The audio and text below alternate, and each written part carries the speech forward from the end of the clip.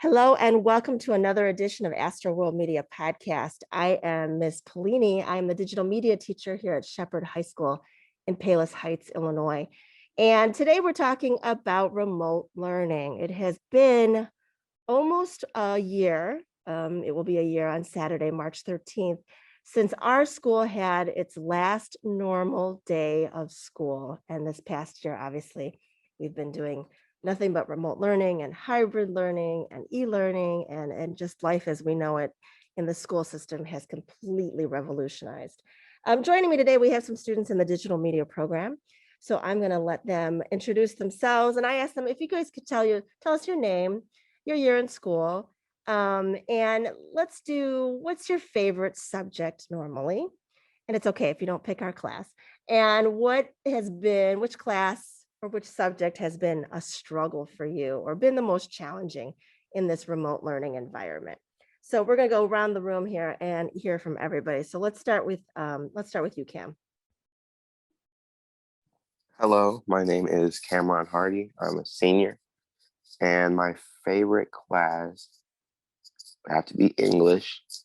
And the the most complex class I've had would have to be, I think math overall. I think math online is pretty difficult. Math is difficult in the normal world for me, so I can't imagine in remote learning. All right, and now let's see, Johnyae. Hello, my name is Johnyae Marlow. I am a junior. My favorite subject is U.S. history. The most challenging subject is math for me, and that's it. Yeah, seems like math is we're 2 for 2 on math. Yeah. Okay. All right, Michelle, let's hear from you. Okay, hello, my name is Michelle Fernandez. I'm a sophomore in high school. My favorite class would be Spanish, and my toughest class would probably be geometry. Oh, okay. All right, Addison, are we going to make it math is our toughest subject, a full sweep? Yeah, we are. I'm Addisin, Whelehan, and I'm a junior. And I'd say my favorite classes are anything in the science department, and my hardest class is definitely math right now. So let's start there. What's in remote learning? What's making math classes so difficult? And we're not putting shade on the math teachers or the subject, but let's talk how's it been doing math in a remote learning environment?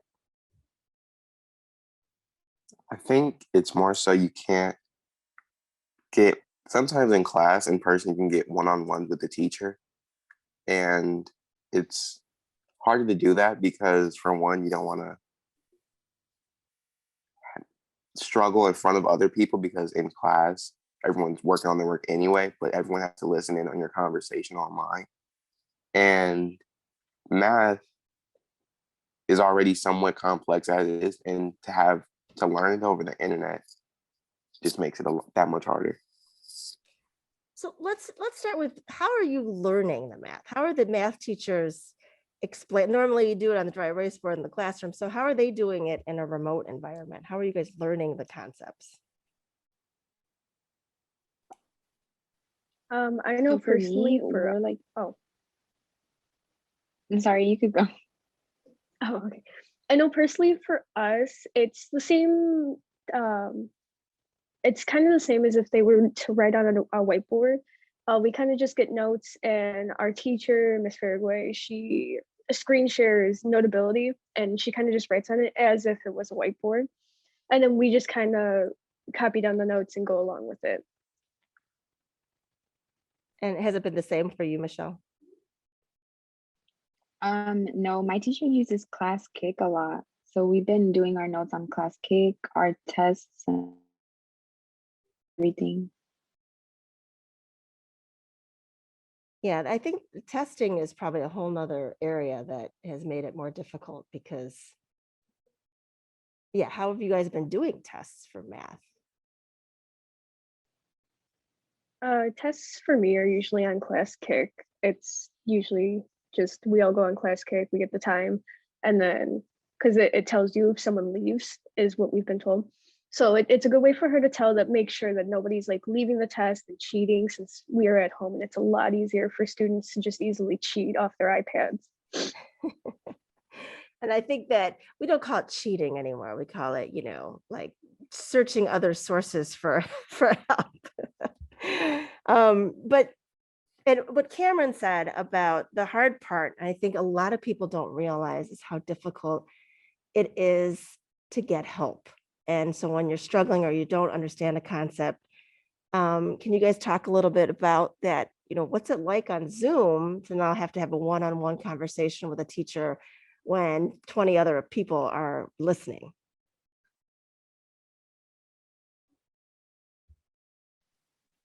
It's Oh, you can go. it's definitely a lot harder because I feel like I'm just interrupting other people learning. So then you don't even want to ask a question because you don't want to stop the flow of the class. Right. Building off what Michelle said, it's also a lot of people, since everyone can hear your question and it's basically broadcasted to everyone who is present in that Zoom. It kind of gives people that like anxiety feeling of, oh, everyone's gonna hear that question. What if it sounds dumb? What if it makes me sound stupid in front of the class? And you said the word anxiety, and I think that's a big part of what's going on right now with school in general. How, getting away from math and talking about your other classes too, how difficult, and I should say this, all of you are remote learners. So none of you are in the building for part of the time, and you're all home 100% of the time. How much anxiety do you guys feel with just your school, your lessons, your tests, your grades? As far as tests, I don't think it's as I don't know the right word, but I guess you don't feel as nervous for a test than in person, because no, you don't feel you don't feel as nervous about the test online than in person. Because I guess just sitting there, and I guess to know you're in a room with everyone else and other people could be doing better than you, and you just not knowing anything just makes people nervous. But since you're alone at home, and like you said, you can use your resources a lot easier if you wanted to. I guess that makes the test easier. Right.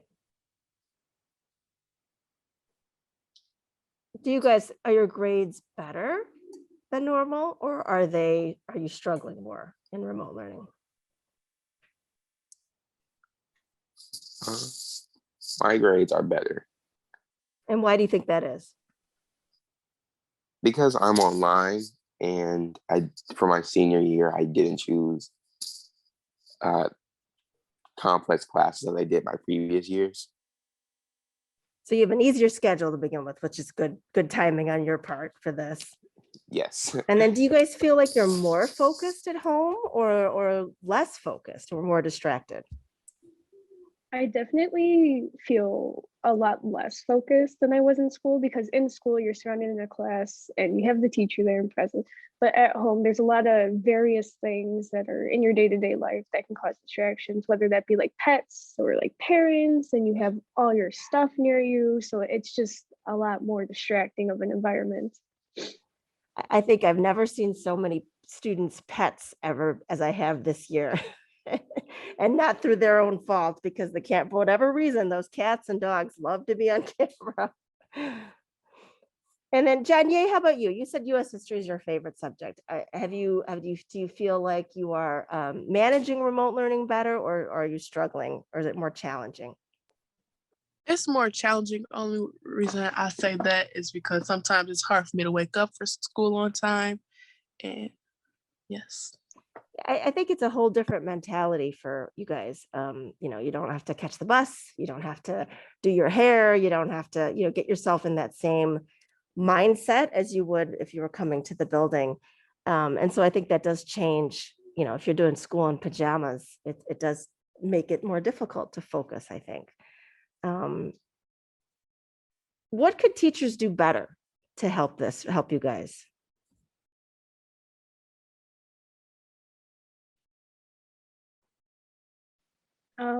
Personally, I don't know. It's just it feels very, very repetitive, especially since there's no longer that routine of waking up every single morning, getting to school and doing breakfast and all that. So it's just a repetitive of wake up, sit in front of a screen for however many hours, get a small lunch break, and then continue class. I think it would probably be easier if there was like more interactive ways for students to be more active in their classes instead of just sitting there listening to what the teacher has to say and then moving on to the next class and doing the same thing. Right. And, and those who know Zoom, we have breakout rooms, but it seems like students just hate the breakout rooms for some reason. And I think that's our way of trying to make it more interactive, where you guys are discussing, but it is so difficult to get students to talk to each other, to get them to talk to the teacher, and to feel like what life is normally like. And I'll be honest, a big part of, there's 3 students in the classroom right now who I'm ignoring while we record this podcast, but normally we just end up talking about really silly things like, a TV show we watched last night or a mistake on the news, and we don't get to do that in Zoom. Like it just doesn't lend itself to the same normal conversations I have with students. And I think that's what I miss the most with my classes, is just the stuff that has nothing to do with what we're actually learning in class. So now moving forward, you guys, it was announced that we will be moving to 4 days after spring break. So students will either be 100% remote learning at home, or coming to the building Monday, Tuesday, Thursday, Friday for in-person learning. And the hardest part for teachers is doing the both. I have to teach to the Zoom and I have to teach to the kids that are in the building too at the same time. So that's been the struggle for us as teachers. How about you guys? Do any of you plan to move, or what are your thoughts on that choice of coming to the building for 4 days versus staying home for remote?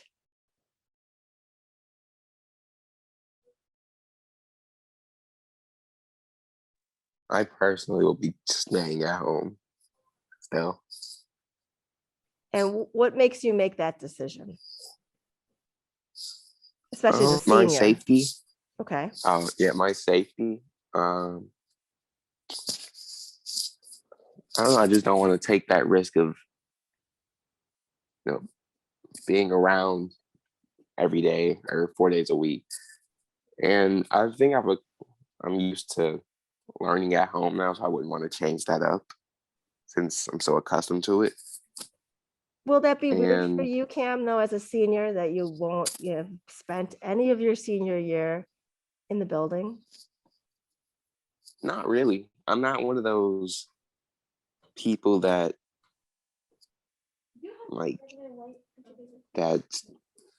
hurt that I can't have a full senior year. I kind of just wanted to get in and get out of high school as fast as possible. So if they mail me my diploma, I wouldn't be too mad. I just want the paper. And that's, and that piece of paper means everything. So that's it, just get it and go. Oh yeah. That's good. Okay. And how about you, Johnyae? Coming back to the building, what are your thoughts? Wait, say that again. Coming back to the building for 4 days after spring break, or staying home 100%. Well, What are your thoughts? It's a 50% chance of me coming back to school. And what makes you, what are you thinking about right now? What would help make your decision 100%? I don't know, to be honest. No, I do know. Well, let me put it this way. What are your concerns about coming back?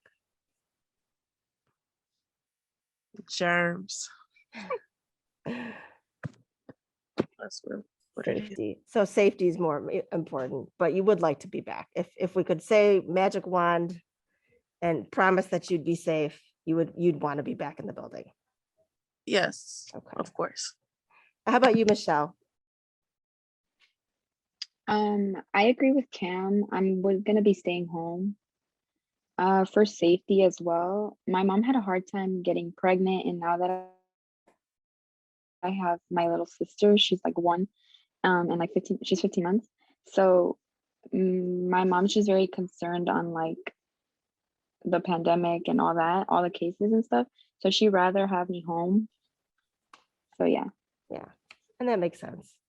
And then really after spring break, there's really only 8 weeks left of school. So again, Cam mentioned routine. And once you're in the routine, it's kind of hard to why change once you're there. And then Addison, what about you? I too am probably just gonna be staying remote because I've already gotten into the routine of this, and it's probably gonna be very difficult to break it. And two, I'd much rather just avoid the risk and just keep how I'm going with the remote learning. And I think that you guys are not in the minority there. I think the majority of students that are already remote aren't going to make that switch. That's a big switch, I think, and to go to 4 days after spring break. So I think you guys are not alone in that thought. Let's wrap it up with talking about next year. So with the exception of Cameron, who's a senior, you guys will be back here at Shepherd. And what are your hopes for the future of your last years here at Shepherd?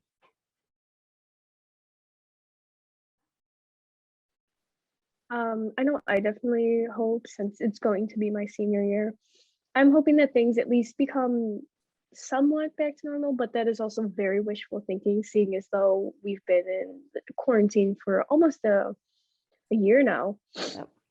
So that's been quite a while, and I don't know. I'm just hoping that there's some sort of like normal routine we can get back into by going back to school next year.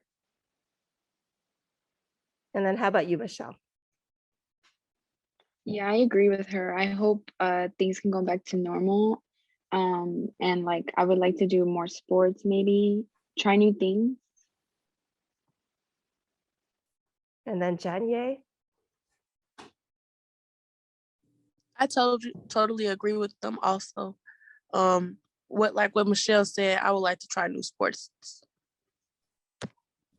And then, and if anything positive has come out of the remote learning, what would you guys say was a positive or something that good came out of it, if anything?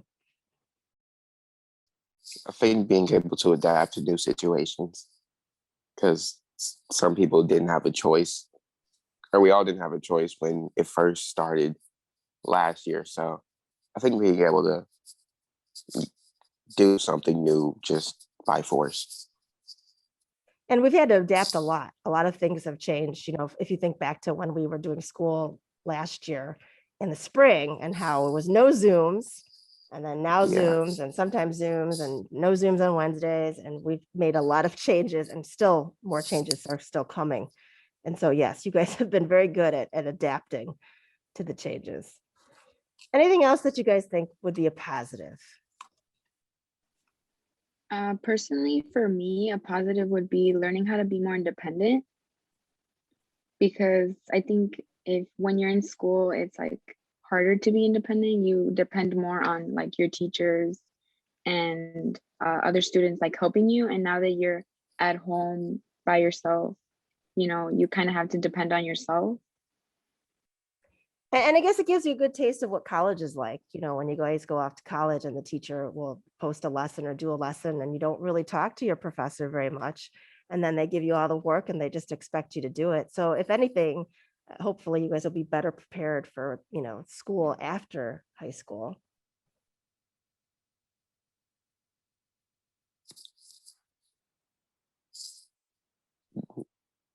All right. And then finally, is there anything else anyone wants to add? I think the hard part is a lot of people outside of the school system don't realize what you guys are doing and how much work is involved. Some of you might have jobs. Some of you are in activities that you're doing after school. Some of you are helping, like Michelle, with little siblings at home. And it's a lot. When you guys came to school, you just came to school and you did school, and now you're juggling multiple things. And I think people outside of our school system don't realize how difficult this has been on teenagers, because you're no longer just students. And now you're also worried about health and safety and school and work and money. And is there anything else anyone wants to add before we wrap it up here? I definitely agree with what you were saying. A lot of parents or adults who are looking at it, and they're like, oh, well, it's easy, you're home, you should be able to excel very well in your classes since you're in a home environment. But they also have to take into consideration that it's a lot of repetitive work, and it's kind of hard for some students to get motivated when they're not sitting physically in the classroom. Like sitting in the classroom and sitting at your desk at home, they just have two different feels to it. And it's quite hard to get that motivation going. And you're missing a lot. We can't forget that you guys are suffering loss. The loss of, I know Cam doesn't care about homecoming and prom and all of those things, but just the social setting of high school and being able to eat lunch with your friends and hang out on the bus and after school. It's almost traumatic that all of that has been taken away from you, and all that you're left with is the Zoom screen.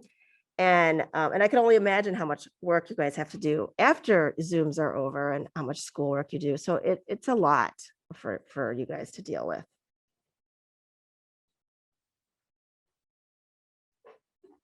All right. Well, I do want to thank you guys all for participating in this podcast, and hope that as you guys wish that we can go back to normal in the next school year. Certainly hold hope that will be true for us and for Cameron too, in the post high school setting for him as well.